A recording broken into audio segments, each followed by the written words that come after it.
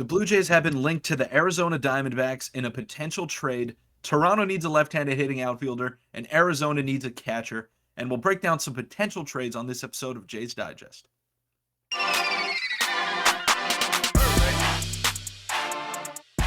What's up, Jays fans? I'm your host, Peter Vryonis, alongside host Nick Gosse.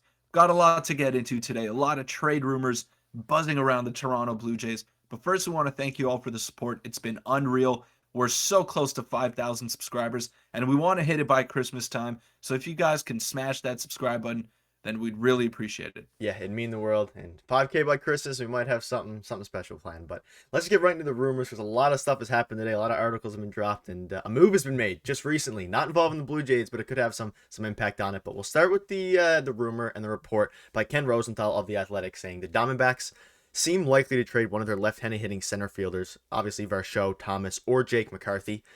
Corbin Carroll is not in play. The Yankees, Rangers, and Blue Jays have been linked and are among teams chasing those young outfielders in trades. So, Peter, what are your initial thoughts on that and potential Diamondback suitor now that the Cardinals are obviously out of play with their free agent signing? Well, we've been talking about this for a little while now. They have kind of the opposite problem that the Blue Jays have, where they have too many left-handed hitting center fielders, not just outfielders, and we have too many catchers. So there's a logjam at both positions for each team, and I think this just makes sense. The Diamondbacks want to compete in the NL West. They have some up-and-coming players. They have a couple of big contracts that they want to surround talent around. And the Blue Jays, I mean, we're in pursuit. We're in pursuit of the AL East, and we want to make noise this in 2023. So making a move with them would make sense for both teams, and it'd help both of us out in the common goal here. Yeah, and like you said, the fit seems seamless, obviously, especially with the Jays not being able to land any of the major free agents so far. A trade is becoming more and more likely with one of our catchers, and we'll break down a couple trades here in a minute. But just another thing to bring up here. This is from Ben Nicholson-Smith, so a different reporter than the initial one, saying the Jays are motivated behind the scenes to improve the outfield still. Obviously mentions Conforto and Brantley, but also mentions Varsho on top of Reynolds. And 1-for-1 for Jansen. So Varsho being mentioned here, which is another possible option. We're focusing on Jake McCarthy a little bit today because we have a couple videos on Varsho, and we think Jake McCarthy is more likely if we were to trade with the Diamondbacks. We would love Varsho as well, but it's another reporter saying with the Diamondbacks, and it's becoming more and more likely that a trade might be happening, especially, and I'll let you touch on this now, Peter, with the news that dropped literally 10 minutes ago that'll quickly pop up. Braves acquire Sean Murphy from the Athletics. That was just 10 or so minutes ago. The return, as of the time of recording, is unknown. But this might get the catcher trade market going, which could bode well for us when trading with the Diamondbacks.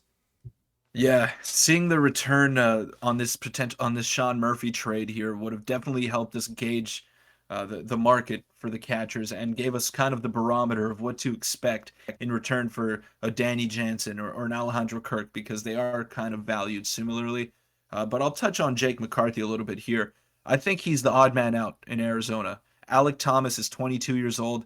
Dalton Varsho is a Gold Glove caliber center fielder, right fielder. He can catch too. He's too valuable. He's not going to get traded. And obviously Corbin Carroll is untouchable. So Jake McCarthy, he's 24 years old.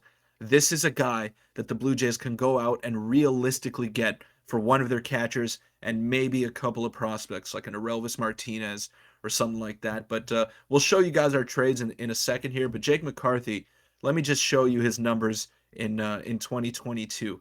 He hit 283 with a 342 on base percentage, a 427 slug, so 770 OPS. That is very good for a center fielder that plays elite defense like Jake McCarthy. And he stole 23 bases in only 99 games. So that gives the Jays an element that they don't have in their team right now. A guy that can just swipe a bag at any time, that can make things happen on the bases. That's exactly what Jake McCarthy is. And he would be, I think, probably our number 2 or number 6 hitter. And he would slot in beautifully in this lineup. Yeah, he definitely would. And let's whip out the trade machine and let's see what we can get for Jake McCarthy, or what it would take to get McCarthy. So, Peter, you did this up, so I'll let you talk about it in a moment here. But we're giving up Doughty, Jansen, and Zuoletta for Mantiply and McCarthy. The trade value, it says we're overpaying a little bit here, but that's, Jansen's value is pretty high on this trade machine as well. And it's not perfect. If you tune into our live stream, we had one just yesterday we were going through Mhm. all your guys' trade things, and the machine has a bit of flaws. But what are your quick, brief thoughts on this trade before we move on? Okay, so this addresses two really, really big needs for the Toronto Blue Jays. So they get a left-handed hitting center fielder, which pushes George Springer over to right field, keeps him in the lineup, keeps him healthy. And Joe Mantiply was an all-star last year. He's 31 years old. He's a left-handed reliever who has a sub-3 ERA, one strikeout an inning type guy. Doesn't throw exceptionally hard, but he would definitely help us out and take some pressure off of Tim Mesa. So in return, Arizona gets Danny Jansen, Cade Doughty, and Yosver Zulueta, who are two of our top 10 prospects there. Cade Doughty's a third baseman. We just drafted him in the second round last year, I believe, and he'll play. He'll play in the major leagues. He'll be a major leaguer. All the peripherals are there. Just looks like a solid player. And Yosver Zulueta, I mean, we know what he can do. He throws 99 plus. I'd love to keep him, but in order to get talent, you got to give up talent, and it's something that I'd definitely be willing to do. And this trade machine even has the Jays overpaying, which I think this is a very fair trade for both teams, and it fits the Arizona timeline very well, I think. Yeah, I like this one a lot. Obviously, it says we're overpaying a little bit, but trades are not always going to be super even, and especially for us, we're fine overpaying a little bit of prospects to get to address two major needs, which obviously increasing our bullpen, getting a left-handed arm, along with a phenomenal young center fielder McCarthy. So let us know your thoughts on that trade in the comment section below. But let's move on to the next topic now, as so this was tweeted earlier today saying, oh boy, little birdies are chirping. Rumor of one of the first big trades of the offseason, three-way, not the Yankees. So that had me and Peter thinking it was the Blue Jays. So what we did is craft a couple of three-way trades involving, a couple of our catchers. But obviously, this ended up not being the Blue Jays. It ended up being the Sean Murphy trade. And Peter, you have some news to drop that happened while we were recording. It is a three-way trade of Sean Murphy that happened just minutes ago, and it is involving three teams. Yes. Okay. So the full package has now been announced. So Atlanta's top prospect, Kyle Mueller, is headed to Oakland. He's a 6'7" left-handed pitcher who was supposed to make his major league debut in 2023. Now, Sean Murphy is widely regarded as one of the top 5 catchers in all of baseball, as is Alejandro Kirk. And in exchange for him, they just got a top prospect that throws from the left-hand side, 97 plus, that is 6'7", starting pitcher. Wow. So that is a great return. Each team is getting a catcher. Oakland is also getting Manny Pena, who's a catcher, 35 years old, probably going to ride out the end of his career in Oakland. And they're also Milwaukee is getting William Contreras. So Atlanta is giving up so much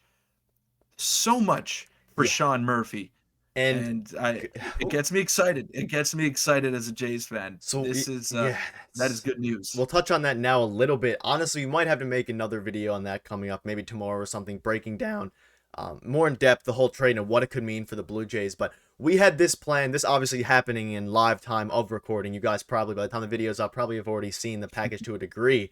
However, we already had a couple of three-way trades then up in anticipation for the Blue Jays being the team that made a three-way trade and not the Oakland Athletics or whoever it else is.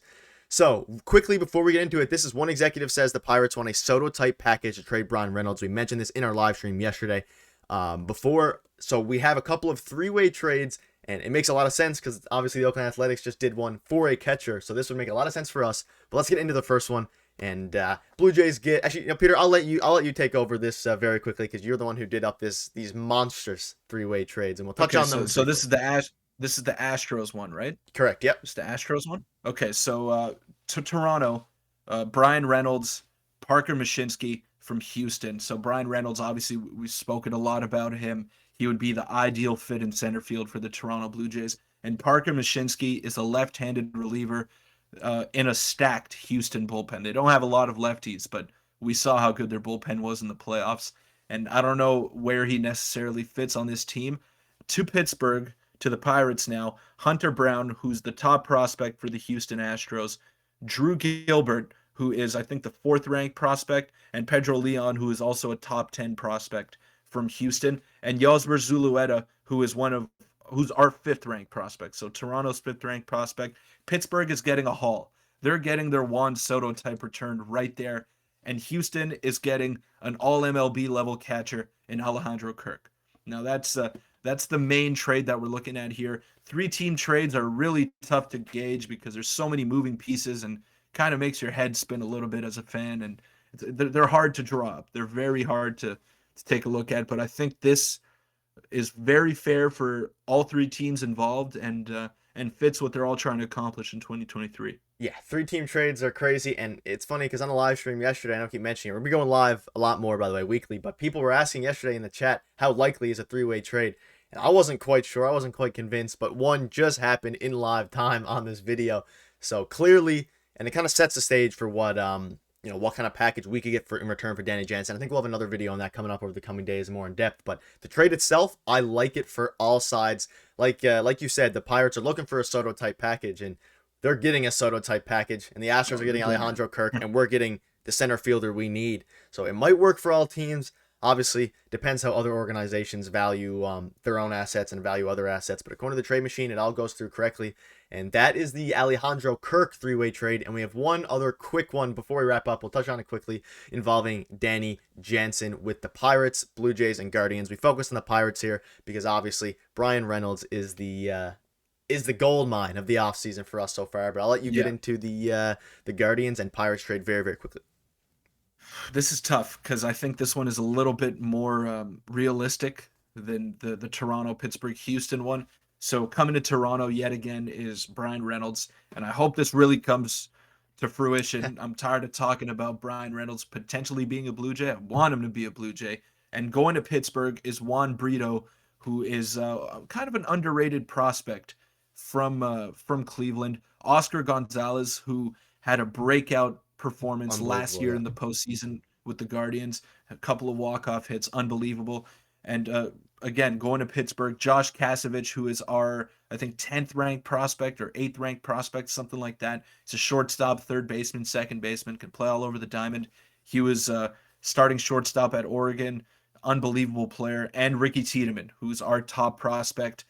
There's another Juan Soto type haul for the Pittsburgh Pirates. And going to Cleveland is Danny Jansen, as they're not giving up too much in this trade in Juan Brito and Oscar Gonzalez, and they get the catcher that they so desperately need. So all these trades, I mean, it's all speak now, and we're not quite sure what it means, but we're doing our best here to kind of make sense of it all, and I hope you guys can drop your comments and maybe some trades that you might want to see. Yeah, drop them in the comment section, and we post in the community tab, so keep an eye on that before we're going live of any potential trades that go up. But this trade itself, obviously, it's kind of fair for all teams. I don't know how likely it is to happen. Depends how much the Guardians value Gonzalez, but they'd be getting their catcher in Danny Jansen, and we'd be obviously giving up Tiedemann, and a lot of fans, including myself, are really hesitant on that. So I don't know if I do the trade. Obviously, Peter wants to, is fine giving up Tiedemann for Reynolds, which is very fair because Reynolds is an absolute stud. But it's all, talk at this point. It's a bit of a different video, a bit of a different style. We had a live move happen while we were recording, so it kind of